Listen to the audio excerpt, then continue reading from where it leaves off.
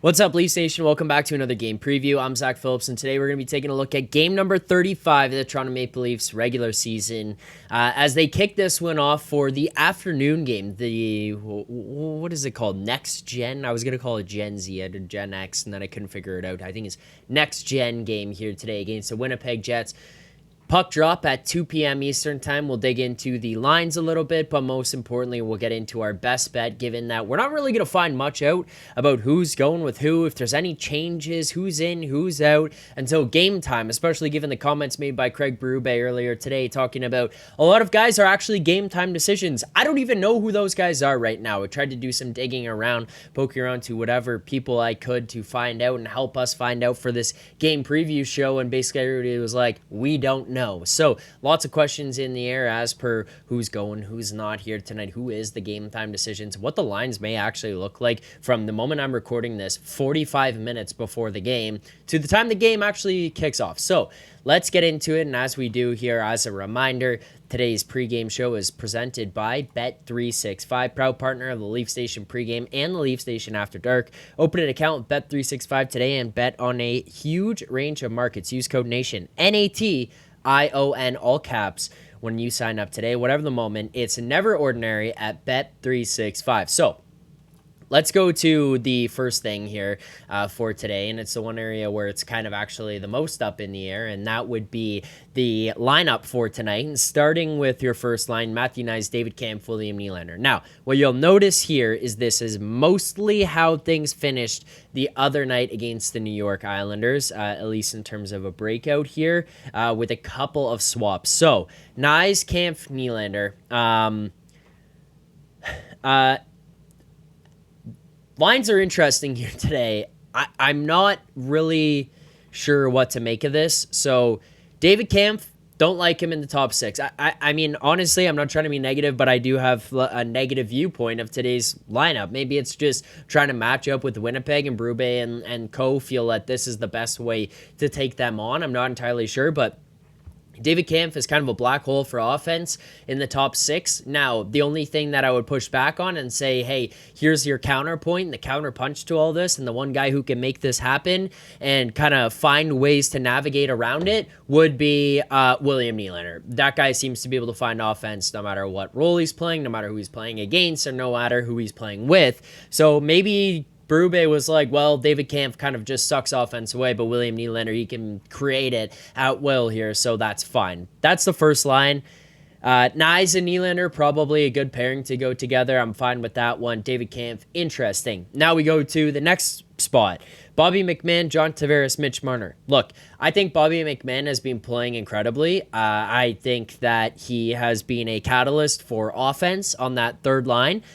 This is where I don't understand why you would change it. I get that he's deserving of playing in the top six, at least just based on his play over the last little while, but I feel like there's a couple of factors to this. One is the drive of playing on that third line and saying, hey, look at me, let's go here. I was given a top six opportunity. I can do that, and you kind of put him in there, and he gets a little bit hungry. The other part of it is I think he was playing well with Domi and Robertson. I think they were benefiting from his play. I think he was benefiting from there. He gets a premier playmaker and Max Domi with them.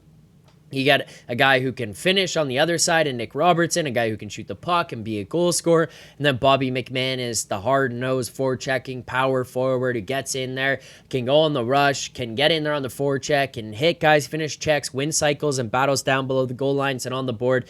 Like, Bobby McMann was just the perfect complement to that line, and they were having a ton of success. Now, all of a sudden, at least just on what we're seeing, and mind you, we may see something different by the time the puck drops, but what we see on Daily Faceoff right now is a swap. Bobby McMann on the second line, Max Pacioretty on the third.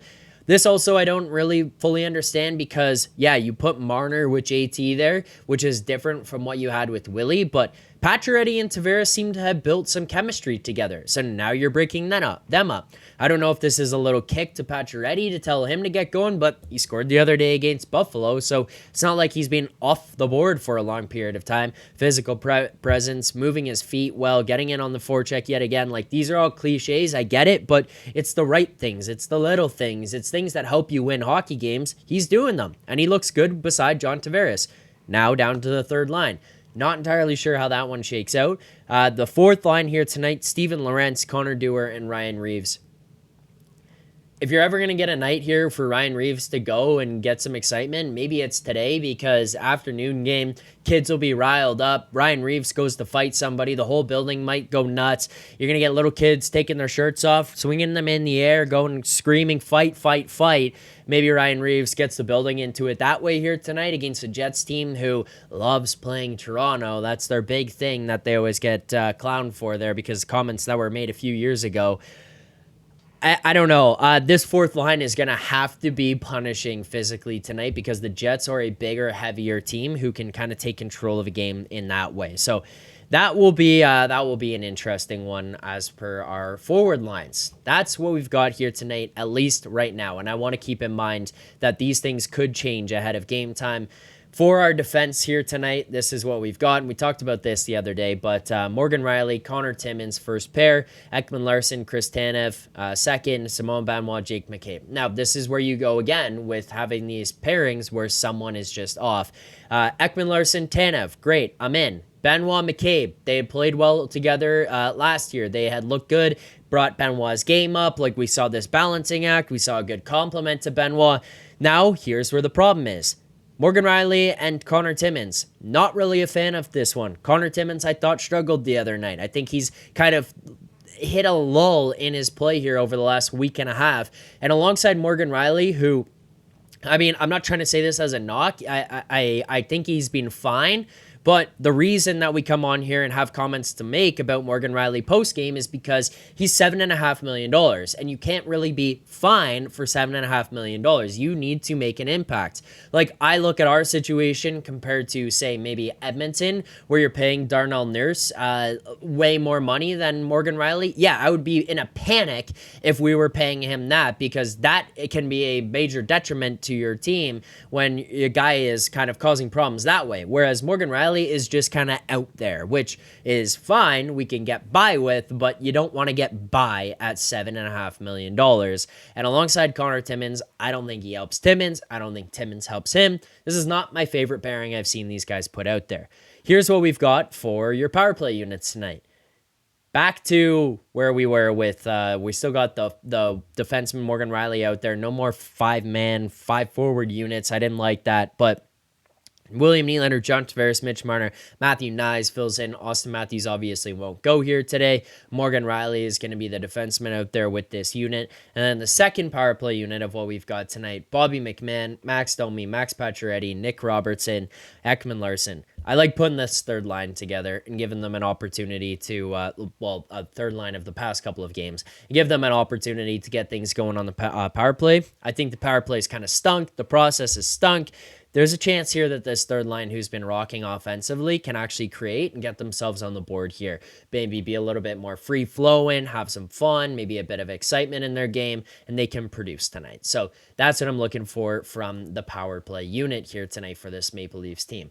Again, a lot of it is going to be processed. The other night, I know people are going to come here and say, what are you talking about? They went 1 for 3. Like, that's fine. 33% on a night. Yeah, that's fine.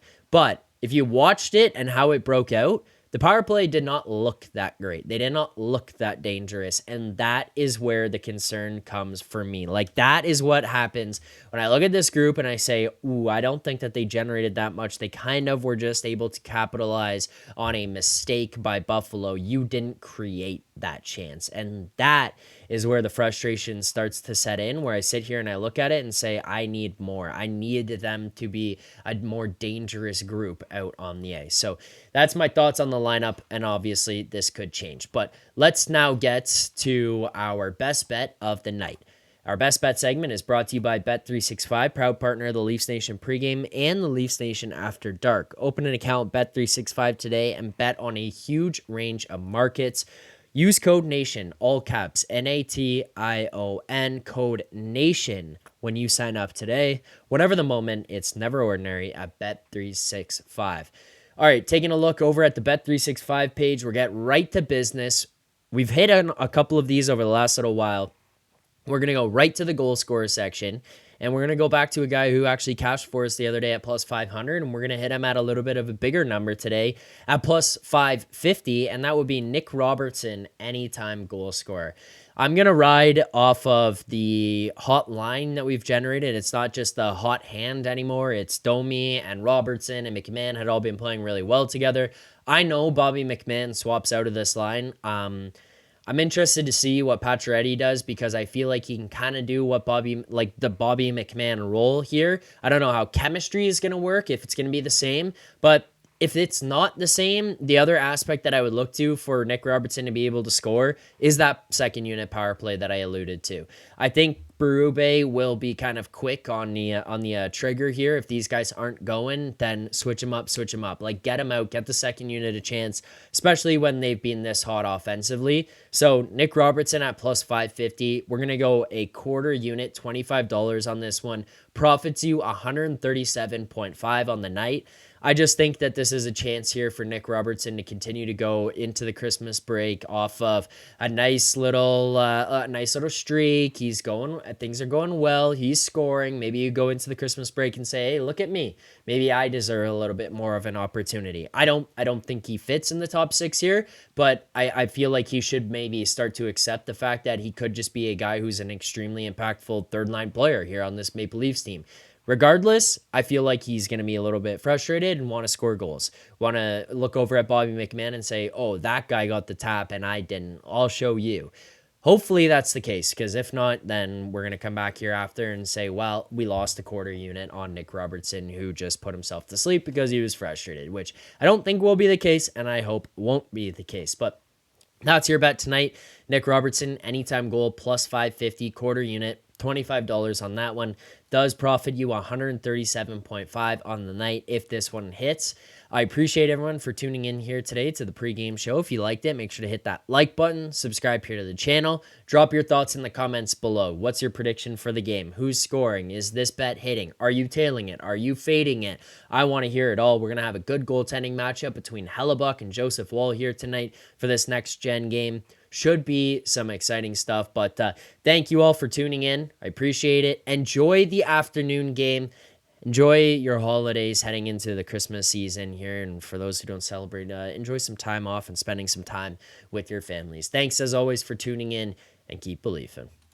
For more content just like this, including game previews, post-game live shows, Leafs Morning Take, Monday through Friday with Nick Alberga and Jay Rosehill with special guests, as well as instant reaction videos. Make sure to be subscribed here to the Leafs Nation YouTube channel. Turn on notifications so you don't miss anything, and drop a like.